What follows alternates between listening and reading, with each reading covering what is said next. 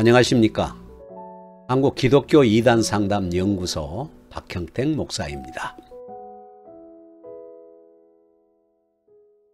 지금 저에게 상담을 받고 있는 분이 있는데요. 이분은 백신을 아직 한 번도 맞지 않으신 분입니다.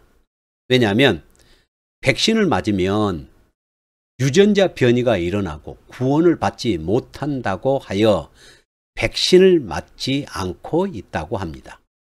그리고 기성교회는 거의가 다 WCC에 가입이 되어 있어 기존 교회에 다니면 구원을 받지 못한다고 하여 이제는 교회도 다니지 않고 유튜브에 나오는 백신 음모론자들의 말을 따라서 행하고 있는 분입니다.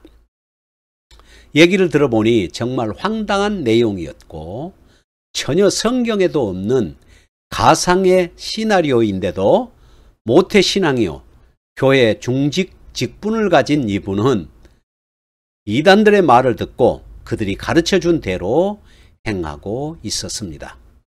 여전히 백신 음모론을 그대로 믿고 구원받기 위하여 백신을 맞지 않고 있으며 교회도 나와서 이미 교회는 배도를 했기 때문에 교회 다니면 구원이 없다는 것이죠. 그래서 교회에서도 나와서 방하고 있는 상황입니다. 다행히 가족들의 권유로 상담소로 안내되어 상담을 받고 있는데 지금은 많이 깨달아가면서 본인도 자신의 지금까지 살아온 모습에 헛웃음을 짓고 있는 실정입니다. 그런데 놀라운 것은 백신 음모론을 주장하는 자들이 마태복음 24장 37절에서 39절에 나오는 말씀, 노아의 때와 같이 인자의 임함도 그러하리라 하는 말씀에 대하여 해석을 하기를 노아 때에 유전자 변이가 있었다고 주장합니다. 그러면서 말세에도 이런 유전자 변이가 있다고 주장하는 것입니다. 당시에 네피림이 있었는데 하나님의 아들들이 사람의 딸들을 취하여 아내를 삼아서 나온 자식들이 바로 네피림이라는 것입니다. 하나님의 아들들인 천사와 사람의 딸들인 인간과 결혼을 하여 유전자 변형을 일으켰고 여기에서 나온 자식들이 바로 네피림이라는 것입니다. 마지막 때도 바로 이런 유전자 변형을 일으키는 것이 바로 백신을 통하여 유전자 변이가 일어난다고 주장하는 것입니다. 얼마나 황당한 얘기입니까? 천사는 영적 존재로서 육체가 없습니다.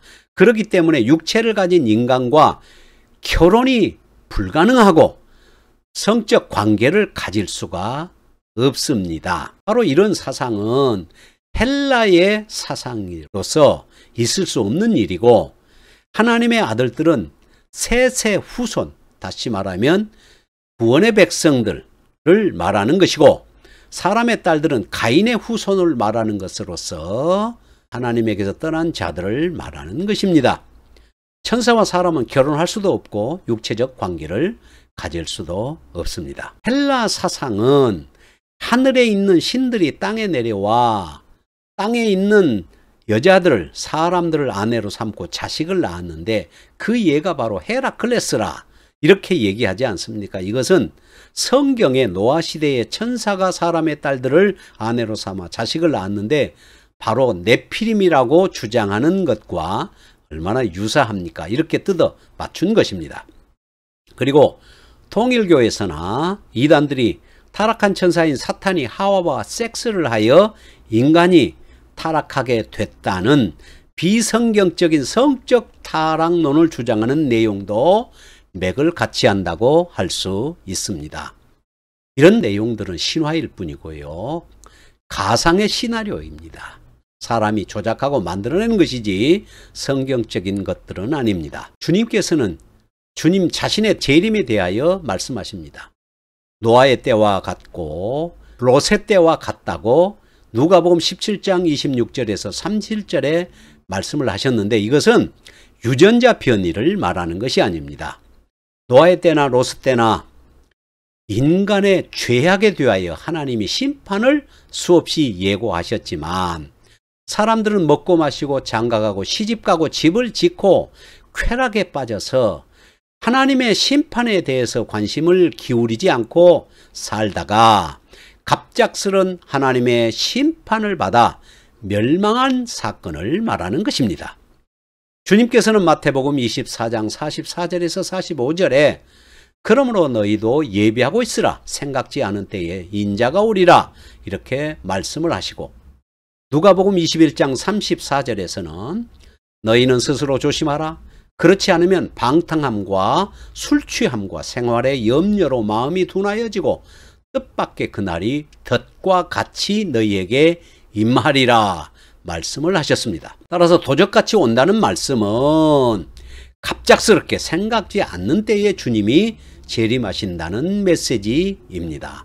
데살로니가전서 5장 1절에서 3절을 보면 형제들아 때와 시기에 관하여는 너희에게 쓸 것이 없음은 주의 날이 밤에 도적같이 이를 줄을 너희 자신이 자세히 알미라. 저희가 평안하다 평안하다 할 그때에 잉태된 여자에게 해산 고통이 이름과 같이 멸망이 홀연히 저희에게 이르리니 결탄코 피하지 못하리라고 말씀하셨습니다. 이는 주님이 재림하셔서 심판할 것을 깨닫지 못하고 준비하지 못하고 죄악 가운데 살다가 멸망당하는 불신자들을 향하여 주신 말씀입니다. 그런데 5장 4절에서는 형제들아 너희는 어둠에 있지 아니하며 그날이 도적같이 너희에게 임하지 못하리니 너희는 다 빛의 아들들이요 낮의 아들들이라. 우리가 밤이나 어둠에 속하지 아니하나니 그러므로 우리는 다른 이들과 같이 자지 말고 오직 깨어 있어 근신할지라 라고 말씀을 하십니다. 신자는 낮에 속한 사람들이고 빛의 아들들이기 때문에 늘 깨어 있어 주님의 오심을 기다리자는 말씀입니다. 우리는 심판받을 자들이 아니라 구원받을 자들이기 때문이라는 것입니다. 따라서 신자들에게는 주님이 도적같이 오실 수 없습니다. 왜냐하면 늘 깨어 있어 주님의 오심을 기다리기 때문이지요. 주님의 재림을 두려워하는 자들이 누구일까요? 당연히 죄악 가운데 살면서 하나님의 심판을 받아야 할 자들이 아니겠습니까? 만일 자신이 신자라고 하면서도 주님의 재림을 두려워한다면 아직 자신의 구원에 대하여 확신이 서지 못하는 사람이요, 아직 죄에서 나오지 못한, 준비되지 못한 사람이 분명합니다.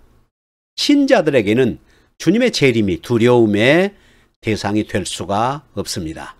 신자는 주님의 재림을 기다리는 사람들이기에 주님이 재림하시면 갑자기 오실지라도 어서 오십시오, 우리가 기다렸습니다, 할렐루야 하면서 외칠 사람들이 아니겠습니까? 주님의 재림에 대하여 언제 오시는지 아무도 알지 못합니다.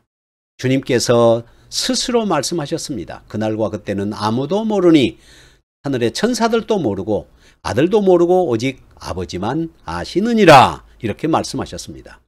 또 제자들이 예수님에게 이스라엘 나라의 회복에 대해서 물었습니다. 언제 이스라엘의 회복이 됩니까? 이렇게 물었을 때 주님은 때와 기한은 아버지께서 자기 권한에 두셨으니 너희의 알 바 아니요 라고 말씀하셨습니다. 주님이 언제 임하시는지 언제 재림하실지 우리는 알 수 없습니다. 단지 재림하신다는 사실만은 분명하게 압니다. 그러므로 늘 주님의 오심을 기다리면서 깨어 있어야 되지 않겠습니까? 우리가 알 수 있는 것은 주님께서 미리 주님의 재림에 대한 징조를 말씀하셨으니 마태복음 24장, 마가복음 13장, 누가복음 17장과 21장 이러한 징조들을 통하여 언제 주님이 오시는가에 대한 관심보다는 첫째는 주님의 재림이 가까워 왔다는 사실을 인식하는 것이 중요하고요. 두 번째는 거짓 선지자들과 거짓 그리스도들이 나타나서 이적과 기사를 보이며 미혹할지라도 이런 사람들의 미혹을 받지 않도록 주의해야 한다는 것이고, 셋째는 주님의 재림을 기다리며 깨어있어 늘 준비해야 된다는 것입니다. 주님의 재림은 분명합니다. 그러나 주님이 갑자기 오실지라도 신자에게는 도적같이 올 수가 없습니다. 백신 음모론자들처럼 무슨 유전자 변형이 일어나고 하는 것이 아닙니다. 주님이 언제 오실지 모르지만 우리는 주님의 재림을 기다리면서 준비하고 늘 깨어 있어야 하겠습니다. 감사합니다. 오늘은 여기서 마치겠습니다. 안녕히 계십시오.